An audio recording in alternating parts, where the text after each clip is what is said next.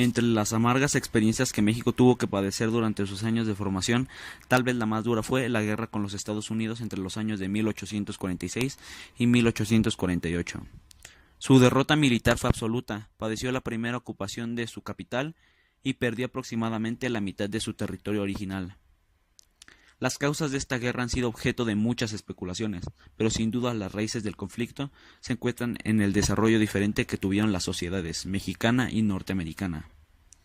Desde sus orígenes el pueblo norteamericano se caracterizó por sus afanes expansionistas.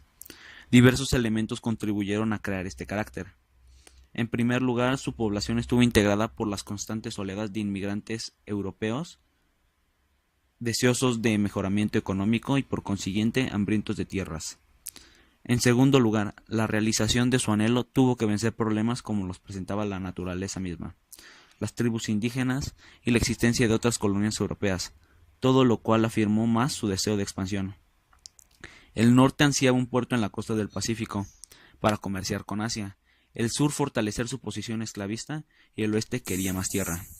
Otra característica de los Estados Unidos en la década de 1840 fue un profundo nacionalismo y una gran fe en su sistema político. El rompimiento definitivo le vino a producir la anexión de Texas. La idea de anexar ese territorio a la Unión Americana era bastante antigua. Sin embargo, hasta 1845 solo se habían dado tímidos pasos en este sentido. La anexión de Texas pudo lograrse mediante una trampa legal, el 4 de marzo de 1845. El gobierno mexicano protestó de inmediato ante esta medida. México jamás había manifestado que la anexión de tal territorio a la Unión Americana sería considerada como un acto de hostilidad y una causa suficiente para la declaración de guerra. Al decretarse esta, el ministro pidió pasaportes y México rompió las relaciones diplomáticas con los Estados Unidos. La ocupación del noroeste de México se inició en enero de 1846, cuando el general en jefe de las fuerzas norteamericanas, Zachary Taylor, comenzó el avance desde la bahía de Corpus Christi hacia las riberas del río Bravo. Después de recibir órdenes escritas de Polk desde el 15 de junio de 1845, 2 meses más tarde Taylor se atrincheraba frente a la ciudad de Matamoros. En el interior de la República Mexicana se preparaban nuevos cambios políticos. Paredes Arrillaga había tenido desde el principio una fuerte oposición. Álvarez se había sublevado en el sur y Yáñez en Jalisco, pidiendo el restablecimiento de la Constitución de 1824 y el retorno de Santana. Además, en la ciudad, las críticas a su administración se habían agudizado a causa de sus tendencias monarquistas y su dilatación en declarar la guerra. Finalmente, el 6 de julio, el Congreso mexicano autorizó al gobierno a emplear los recursos del país para repeler la agresión. A fines de este mismo mes, Paredes se puso al frente de las fuerzas que debían partir al norte. Al tiempo que estos acontecimientos tenían lugar en la capital, el ejército mexicano sufría una nueva derrota en el norte.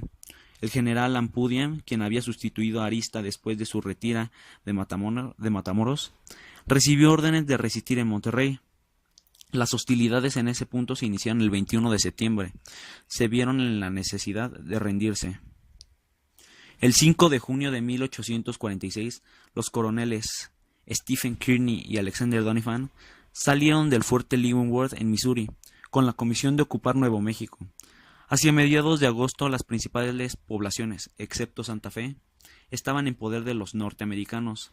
Manuel Armijo, gobernador de Nuevo México, había recibido noticias de la ocupación norteamericana desde el 17 de junio, y con la ayuda de los gobiernos de Chihuahua y Durango habían iniciado los preparativos para la defensa.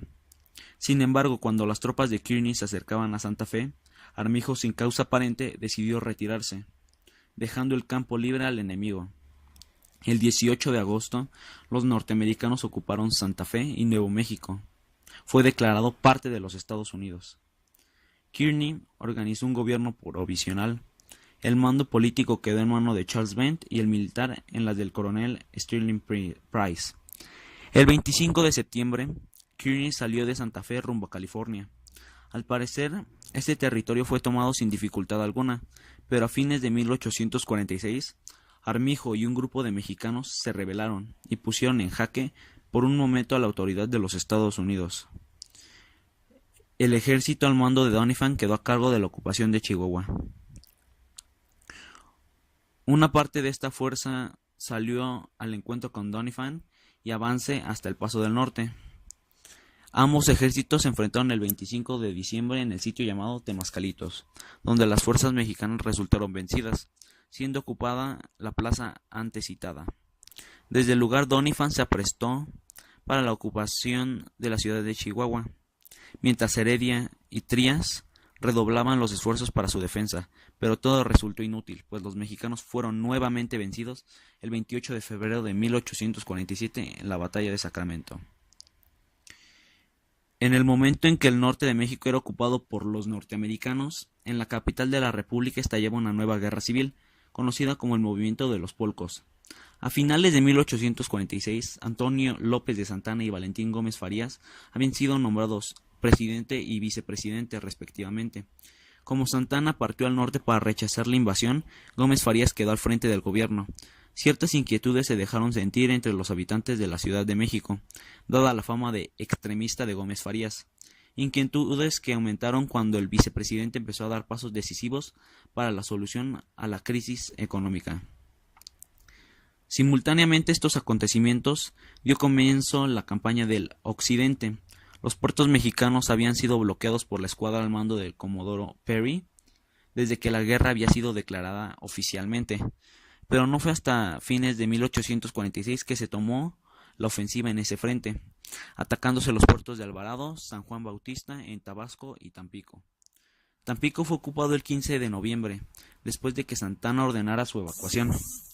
El cambio en las tácticas norteamericanas se inició formalmente el 18 de noviembre de 1846, cuando el presidente Polk nombró en jefe a Winfield Scott, dándoles órdenes de tomar Veracruz y avanzar sobre la Ciudad de México por la ruta de Cortés.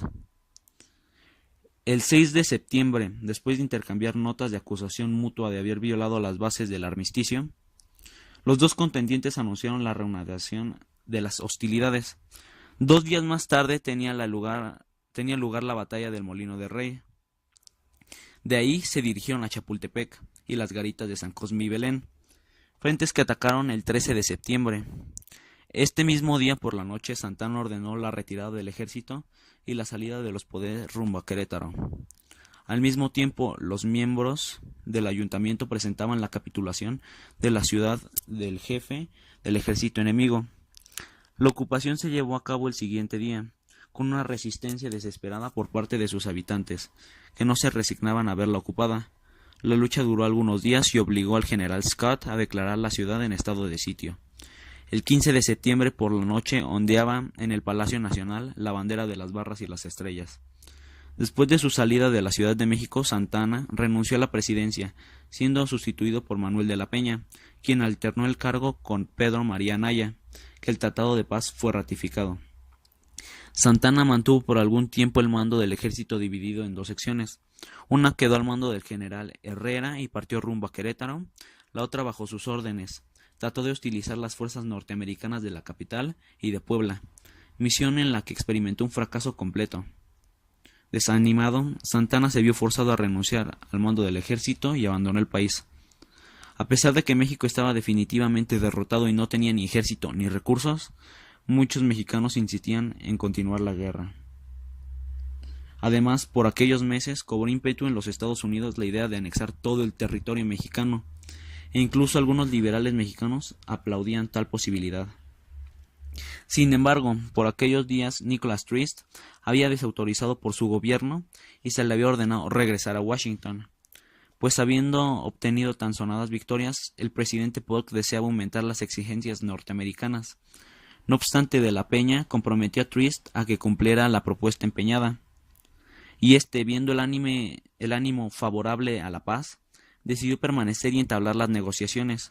Estas se llevaron a cabo durante el mes de enero y culminaron el 2 de febrero con el Tratado de Guadalupe Hidalgo. En él se reconocía el río Bravo como límite meridional de Texas.